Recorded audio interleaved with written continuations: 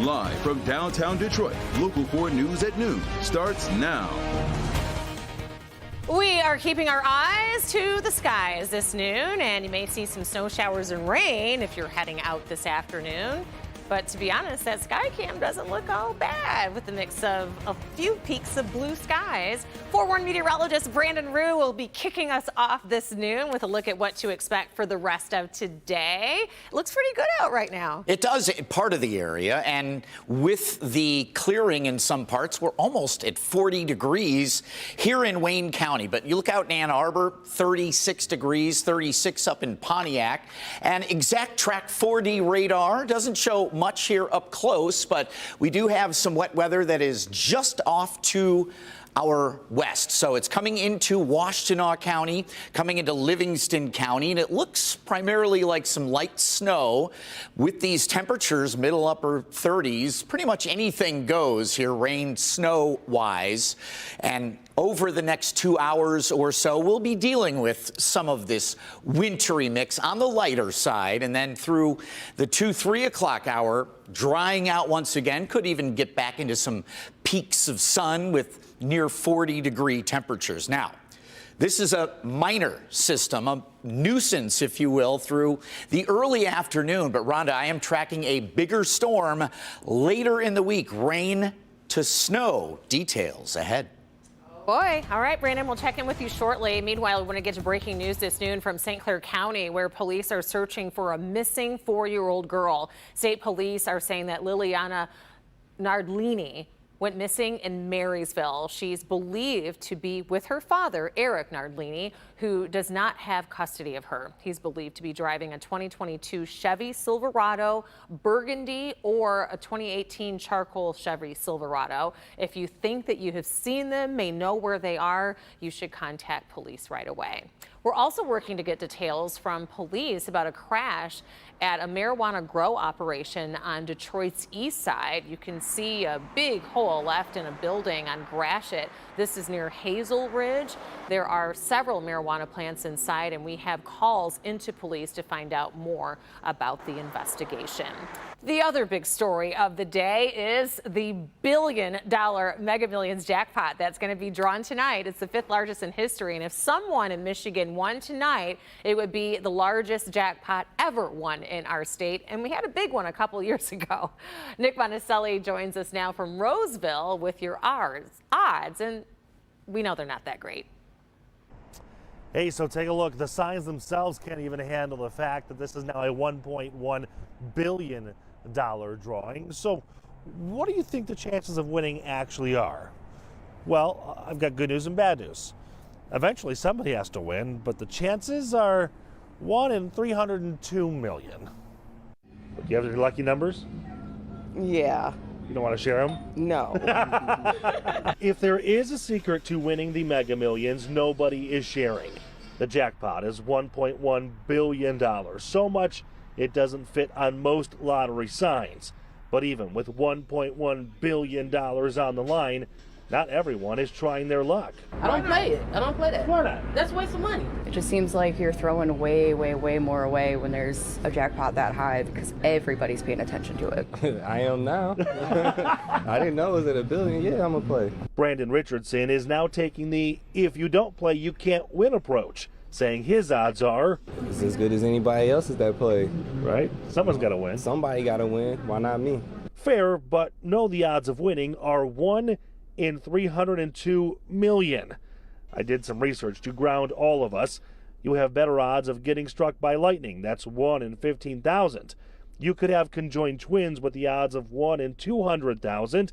The chances of getting attacked by a bear are 1 in 2.7 million. And the chances of becoming president, 1 in 32 million. So the odds aren't great, but not impossible. What would you do with $1.1 billion? I would, first of all, take care of my family. Then I'd travel the world. The common thing to say is they give half of it away. I'd probably give more than half of it away. Definitely set up something within the community and most of it to my family. Okay. And then I'd hide.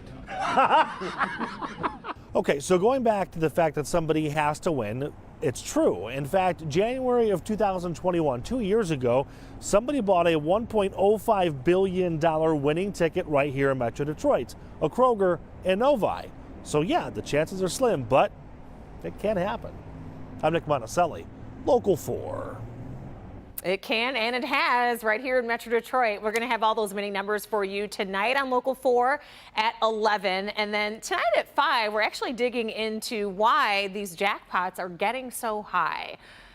Now let's get to some other news this noon. 2 families are out of a place to stay after an apartment fire on Detroit's west side early this morning. The fire department says that the fire started in an upper unit in the apartment building on Shiawassee near 7 Mile and Telegraph. Everyone was able to get out safe, thank goodness. No one was hurt. The cause of the fire is still under investigation. And another fire overnight, and this one in Redford. It happened at an occupied home on Seminole. This is near Inkster and Grand River. The house was under renovation. The cause of that fire is still unknown. And right now, President Biden is in Mexico City for what's being called the Three Amigos Summit. He just met with the Canadian Prime Minister, and they'll also be joined by Mexico's president this afternoon. As Bree Jackson reports from Washington, the president is dealing with a number of issues, including the migrant crisis. President Biden is facing sharp criticism following his first ever trip to the U.S.-Mexico border. Some opponents say it was nothing more than a photo op. President Biden meeting with Mexico's President Andrés Manuel López Obrador for crucial talks on key issues impacting both countries, including tackling the migrant crisis and stopping the flow of illegal drugs coming across the southern border. I wish we could just have one focus, only one focus. We have multiple foci, and so that's what we have to work on. On his first day in office, President Biden sent Congress his administration's plan to provide a legal pathway to citizenship and strengthen border security. But it's gone nowhere amid Republican opposition. Then we would ask them to take another look at that reform legislation and act on it. House Republicans now hold the majority, with Kevin McCarthy taking over the Speaker's gavel, the party passing a package of rules Monday that will govern how they run the House over the next 2 years. And that was the real goal of the rules changes, to open up the process and let members of Congress be able to represent their constituents better. The GOP is also moving forward with its agenda, which includes launching investigations into the Biden administration and undoing Democrats' expansion of the IRS. For the Republicans to hold out to the American people that they are saving something by doing this, all they're doing is crashing the economy. The GOP bill will face roadblocks in the Democratic-controlled Senate. In Washington, I'm Bree Jackson for Local 4. The president is also facing a new issue after classified documents from his time as vice president were found at his office with the University of Pennsylvania. The White House says that they were immediately turned over to the National Archives. The U.S. Attorney in Chicago is looking into it. The Department of Education proposing lowering student loan payments for millions of people. This proposal would reduce payments to 40 cents per dollar, saving borrowers an average of $1,000 a year. In addition, there would no longer be a charge for unpaid monthly interest. Smaller loans could be given after 10 years of payment. The White House is now looking for feedback from the public.